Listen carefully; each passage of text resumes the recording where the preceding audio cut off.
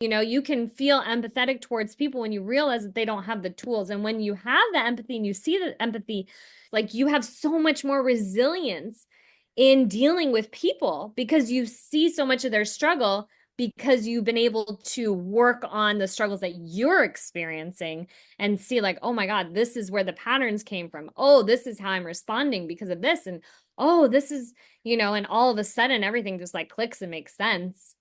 And yeah, it's been mind-blowing. There was actually like a 4-month period that I was learning the emotionally connected process every single day. So I was doing sessions with myself, learning and training about this. And then I was doing a session with you. And then I was doing a session with Avi, a session with Ellie, and then like independent. So like 4 days a week for 4 months straight. I was like, okay, I'm not going to suffer anymore. This is so ridiculous. Like I have been suffering way too long. I'm going to get out of this.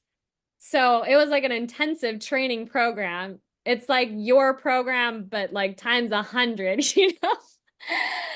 And that's when I saw the biggest transformation with the kids because like Ellie would be it was teaching them that what they were experiencing, no matter what it was 100% valid.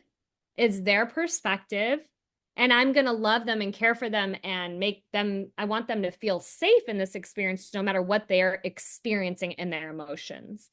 And that was really, really important because that's really the first step, right? Like creating a safe enough space where you yourself feel valid in your experience, but also where you can help regulate and de-escalate someone else's emotions. It doesn't even have to be your kids specifically, but it could be, the coworkers. It could be your family and friends. So you have so much awareness and the self-soothing tools to be able to regulate yourself that you can turn and be able to regulate your child.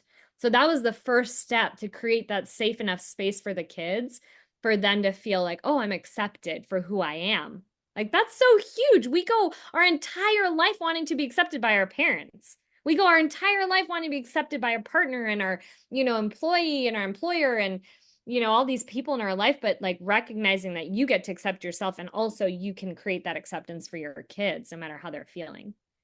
So that was the first step, was helping them regulate and be accepted and validate their experience.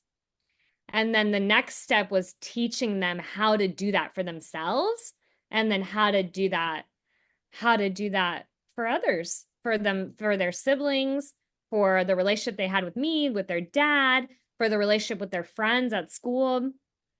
And that I feel is still, it's been like really good 3 years that I've been doing in more intense work with them, but it's just like learning a new language. It just takes daily practice. And for that, all those feelings are sitting there and not moving, and it just doesn't feel good inside. But then it's like you transition to this experience where you can create that space. You do feel validated. You do get to be heard and seen for who you are. And then you have that strength to do that. So yesterday,